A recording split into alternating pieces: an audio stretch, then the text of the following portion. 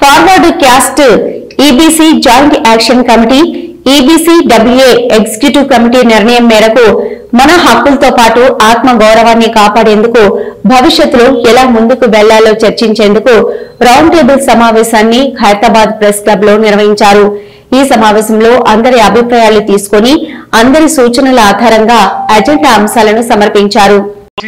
Steering committee ముఖ్య వ్యక్తి అయినటువంటి బొడ్డు రవిశంకర్ అన్నను మాట్లాడాల్సిందిగా కోరుతున్నా.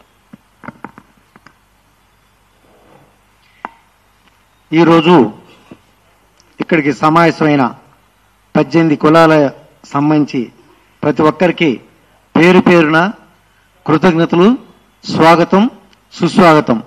అందరి పేర్లు చెప్పాలంటే సమయాభావం లేదు కాబట్టి దయచేసి అందరూ కూడా మనలో మనమే ఉన్నాం కాబట్టి ఈరోజు ఈ మీటింగు పెట్టుకోవటానికి మెయిన్ కారణం అగ్రవర్ణ పేదల గురించి మనందరం చర్చించుకోవటానికి. స్వతంత్రం వచ్చి 78 సంవత్సరాల నుంచి కూడా అగ్రవర్ణం అని ఒక మన ముఖం మీద ఒకటి పెట్టేసి మనల్ని పట్టించుకోకుండా సుమారు 1,00,00,000 కోట్ల అప్పులు తీసుకొచ్చి భారత ప్రభుత్వం 1,00,00,000 కోట్ల అప్పును తీసుకొచ్చి పంచుతున్నారు. పంచండి, తప్పులేదు. ఎవరెవరికో ఇస్తున్నారు, ఇవ్వండి, తప్పులేదు. మరి దేశ జనాభాలో 25% ఎబవ్ ఉన్నటువంటి ఒక్క 10,000 రూపాయలు ఫీజు కడతామంటే ఆత్మాభిమానాన్ని చంపుకొని వచ్చి మన ముందు నుంచొని ఆ 10,000 గురించి కూడా తీసుకొని వెళ్ళి ఫీజులు కట్టుకున్నటువంటి మరి మన అగ్రవర్ణ పేదలు నిజంగా ఎంత నిస్సహాయ స్థితిలో ఉన్నారో మీ అందరికీ తెలుసు. సరే, అగ్రవర్ణాల్లో ఏదో ఒక 10%, 20% మంచిగానే ఉండొచ్చు. 80% ప్రజలు ఇంకా మగ్గుతూనే ఉన్నారు. అదేమంటే మీరు అగ్రవర్ణంలో పుట్టడం తప్ప? ఈ కులంలో కావాలని మనం ఏమన్నా తపస్సు చేసి పుట్టామా? మన పరిస్థితి ఏంటి? మన ఇంట్లో వెళ్ళిన తర్వాత అమ్మ ఆకలి అవుతుందంటేనే అన్నం పెడుతుంది, మీ అందరికీ తెలుసు. మరి ఇట్లాంటి సిచ్యువేషన్లో అగ్రవర్ణాలని ఒక మూలపడేసి ఒక ఓటు బ్యాంకుగా చిత్రీకరించి కావాల్సినప్పుడు ఓట్లు వేసేసుకోవడం, మనం మభ్య పెడతాం. అదేమంటే మీరేముందా అగ్రవర్ణాలు ఉంటే మనకేమైనా వస్తుందా? ఒక కిరీటం వస్తుందా? ఇట్లాంటి సిచ్యువేషన్లో మనందరం కూడా ఈ 18 కులాలు కూడా మరి అన్నగారు చెప్పినట్టు రెడ్లు, బ్రాహ్మణులు, వైశ్యులు, కమ్మలు, కాపులు, బలిజ, ఒంటరి, తెలుగు, వెలములు, సిక్కులు, మార్వాడీలు, పటేళ్లు, బుద్ధులు, ముస్లింలు మరియు రాజులు, మరి ఇట్లాంటి 18 కులాలు ఒక చోట చేరి ఎంత కష్టమో మీరు ఊహించండి. ఒక మీటింగ్ పెట్టాలంటే ఎంత కష్టమో మీరు ఊహించండి. ఇట్లాంటి మీటింగ్లు మనం జరుపుకుంటూ మరి అవసరమైతే ఇప్పుడు అగ్రవర్ణ కోటాలో మినిస్టర్లు తీసుకుంటున్నారు అందరూ. ఆ మినిస్టర్ దగ్గరికి వెళ్ళాలంటే సార్ బతిలాడుకొని వెళ్తాం. చిన్న చితక పని కూడా వాళ్ళ వల్ల కాటం లేదు, వాళ్ళు చేయరు కూడా. అగ్రవర్ణ కోటాలో మినిస్టర్లు తీసుకుంటున్నారు, వాళ్ళు మనకేమైనా చేస్తున్నారా? చేయటం లేదు. మనం మన హక్కుల గురించి పోరాడాలి. అందరూ పోరాడుతున్నట్టే మనం కూడా పోరాడాలి. మనకి కూడా ఒక ఈబీసీ కార్పొరేషన్ కావాలి, ఒక కమిషన్ కావాలి, ఒక డిపార్ట్మెంట్ కావాలి, ఒక మినిస్ట్రీ కావాలి, ఒక స్టడీ సర్కిల్ కావాలి, కొన్ని హాస్టల్స్ కావాలి. మన పిల్లలకు కూడా ఇప్పుడు మనకు బాధ వస్తే ఎవరితో చెప్పుకుంటాం చెప్పండి? మన కమిషన్ ఉందా? మన డిపార్ట్మెంట్ ఏమైనా ఉందా? మనం అసలు ఎవరి దగ్గరికి వెళ్తాం?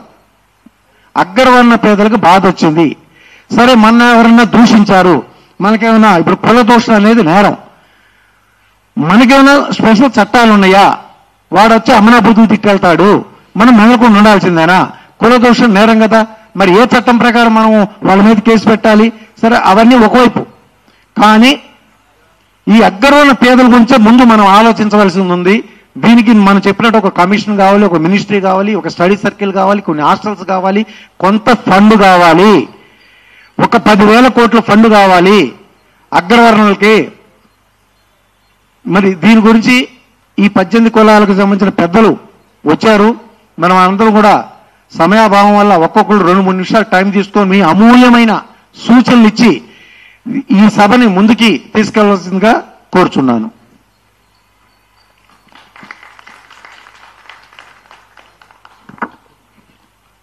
హలో, ఇప్పుడు వెల్మ సంఘం నుండి 78 సంవత్సరాలు అయింది.